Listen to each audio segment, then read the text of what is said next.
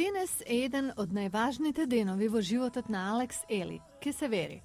Семејството на овој 18 годишен Ром од САД организира веселба чија круна ќе биде одредување на миразот.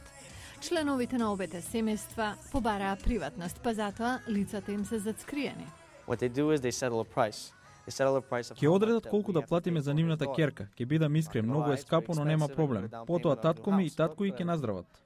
Алекс е во помладата генерација роми, која минува повеќе време во образовниот систем од која и да е од предходните. Тој ќе биде првиот во потесното семејство кој завршил средно училиште. Така решил самиот. Сфатил колку е важно образованието кога добил училишна награда во 8 оделение.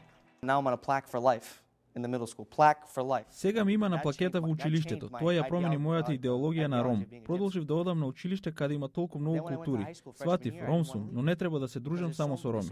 Џорџ е таткото на Алекс, кој го представува синот во документарецот Потрага по четвртиот клин, трагајќи по тоа што значи да се биде Ром во САД.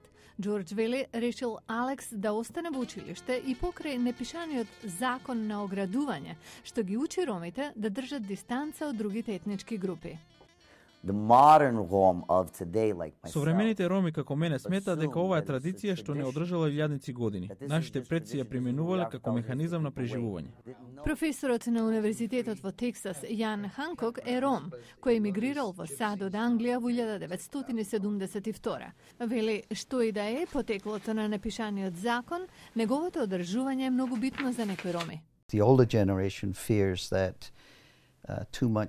Постарата генерација смета дека премногу образование однадвор го разблажува идентитетот и може да го загади во духовна смисла.